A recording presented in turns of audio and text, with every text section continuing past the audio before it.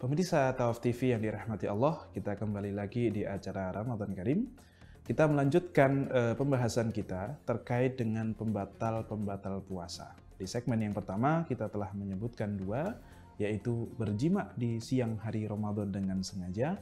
Yang kedua adalah sengaja mengeluarkan air mani atau sperma.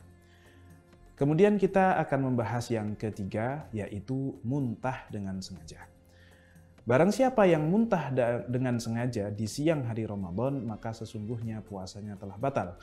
Sebagaimana Rasulullah SAW telah bersabda, "Man dzara'ahul qai'u fala qada'a 'alaih, wa man istaqa'a falyaqdi."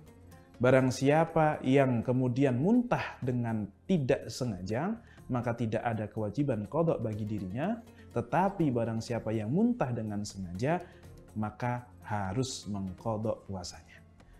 Dari hadis inilah kemudian para ulama mengatakan bahwasanya orang yang sedang berpuasa muntah dengan sengaja, maka puasanya akan batal. Berbeda dengan orang yang muntah tanpa disengaja, memang terjadi alami begitu saja, maka puasanya tidak akan batal. Mengapa kok bisa muntah itu membatalkan puasa?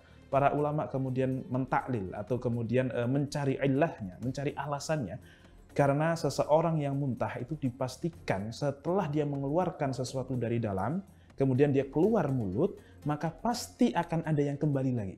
Dan itu tidak bisa dikontrol, pasti akan ada yang kembali. Maka jika hal itu dilakukan secara sengaja, pasti akan membatalkan. Hanya saja jika muntah itu dilakukan tanpa sengaja, mungkin karena sedang agak sakit, masuk angin dan seterusnya, kemudian dia muntah, maka puasanya pun tidak batal, meskipun pasti juga akan ada yang kembali ke dalam. Nah ini yang dijelaskan oleh para ulama terkait dengan muntah dengan sengaja. Apapun alasannya, apakah mungkin karena kesehatan, misalnya dia terlanjur memakan sesuatu yang tidak baik, mungkin racun atau apa, sehingga harus dikeluarkan dengan paksa. Kalaupun itu terjadi, maka ia memuntahkan dengan sengaja itu tidak berdosa, tetapi tetap membatalkan. Ya. Ataupun karena iseng saja, ini justru bisa berdosa plus batal puasanya. Dua konsekuensinya. Nah, jadi tanpa melihat apa kemudian alasannya. Nah, bagaimana dengan seseorang yang ingin mengeluarkan dahak yang ada di dalam dadanya, yang ada di dalam tenggorokannya? Ini kan hampir mirip seperti orang yang sedang ingin muntah. Apakah hal itu membatalkan atau tidak? Maka para ulama pun mengatakan hal ini tidak membatalkan puasa, tidak bisa disamakan dengan muntah dengan sengaja. Karena kalau muntah itu berasal dari dalam perut, keluar sampai ke mulut dan nanti ada yang turun lagi, sedangkan mengeluarkan dahak itu, dahak tempatnya bukan di perut tetapi di tenggorokan atau di dada. Maka hal ini tidak menjadikan seseorang batal puasanya. Nah, jadi harus dibedakan antara muntah dengan sengaja dengan mengeluarkan dahak dengan sengaja. Baik. Kemudian pembatal yang keempat, yang mana ini yang paling kita umum ketahui, yaitu makan dan minum. Yang mana sebenarnya makan dan minum itu hanya sebagian dari pembatal, yang intinya pembatal nomor 4 ini adalah masuknya sesuatu ke dalam tubuh melalui jalur-jalur yang terbuka. Jadi pembatal yang keempat ini kita sebutnya makan dan minum, sebagaimana di dalam Al-Quran disebutkan, وَكُلُوا وَاشْرَبُوا حَتَّى يَتَبَيَّنَ لَكُمُ الْخَيْطُ الْأَبْيَضُ مِنَ الْخَيْطِ الْأَسْوَدِ مِنَ الْفَجْرِ. Makanlah dan minumlah kalian sampai jelas antara benang hitam dengan benang putih karena terbitnya fajar. Maka para ulama mengatakan bahwasanya makan diperbolehkan dari malam sampai terbit fajar, maka mulai terbit fajar makan kemudian diharamkan bagi orang yang ingin berpuasa. Nah, makan di sini kemudian dikiaskan kepada banyak hal ya dengan 3 catatan. Makan akan membatalkan atau minum, dan ini tidak hanya makan minum tetapi masuknya sesuatu. Jadi ada 3 syarat nanti. Yang pertama adalah masuknya sesuatu. Apa yang disebut sesuatu itu? Segala hal. Mau yang makanan ataupun yang bukan makanan. Mau benda cair, benda padat, bahkan asap. Ya, itu dimasukkan ke dalam kategori sesuatu. Al-ainu dalam bahasa Arabnya. Berbeda dengan nanti gas, oksigen, mungkin rasa wangi, bau wangi, dan seterusnya. Itu bukan sesuatu, tetapi itu adalah aroma. ya, gas, kemudian oksigen, kemudian mungkin CO2 dan seterusnya, itu bukan merupakan sesuatu yang kalaupun masuk tidak membatalkan. Tetapi yang disebut sesuatu imma benda padat ataupun benda cair ataupun asap. Maka dari itu rokok itu bisa membatalkan. Kenapa? Karena memasukkan sesuatu yaitu asap ke dalam tubuh kita. Itu yang pertama. Yang kedua, masuk ke dalam tubuh. Nah, dalam tubuh itu mana saja? Dalam tubuh itu setiap anggota tubuh kita ini memiliki bagian dalam dan bagian luar. Kalau mulut, maka yang masih di dalam mulut kita ini adalah bagian luar. Tetapi begitu masuk ke dalam kerongkongan, yaitu makhrajul ha.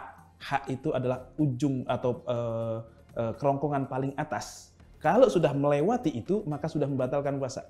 Tapi selama belum masuk ke situ, maka belum membatalkan puasa.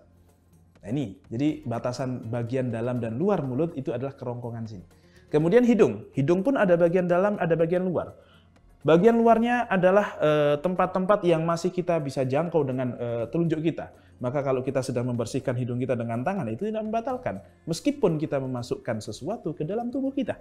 Kenapa? Karena masuknya itu tidak ke dalam. Tidak sampai ke dalam tubuh. Hanya tubuh bagian luar.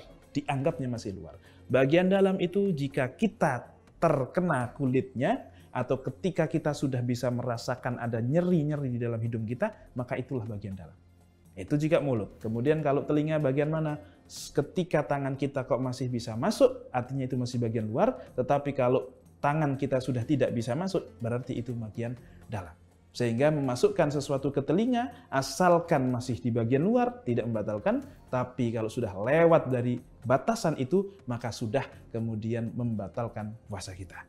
Kemudian yang berikutnya, yang ketiga, syaratnya adalah melalui lubang-lubang yang terbuka. Apa saja itu? Lubang-lubang yang terbuka, 2 hidung, 1 mulut, 2 telinga, dan 2 lubang kemaluan. Maka jika ada sesuatu dimasukkan dari luar ke dalam, kemudian melalui 7 lubang yang disebutkan tadi, maka itu akan membatalkan puasa, baik berupa makanan atau bukan makanan, berupa benda padat ataupun benda cair, bahkan gas. Maka ini perlu untuk kita hindari. Tentu jika dilakukan secara sengaja. Kalau lupa, maka namanya makan, seseorang yang makan karena lupa, maka ini tidak menjadi masalah. Nah, dari situ nanti banyak sekali kemudian pembahasan-pembahasan berikutnya terkait hal-hal yang membatalkan puasa. Contohnya, misalnya, seseorang yang menggunakan obat tetes telinga, itu membatalkan puasa atau tidak? Maka kita lihat syaratnya tadi. Sesuatu atau tidak obat itu? Ya, sesuatu. Kemudian yang berikutnya, dari luar ke dalam atau tidak? Iya, dari luar ke dalam, karena masuk ke bagian tubuh telinga yang lebih dari tangan kita bisa masuk. Kemudian melalui lubang yang terbuka atau tidak? Iya, melalui lubang terbuka, yaitu telinga. Maka tetes telinga itu membatalkan.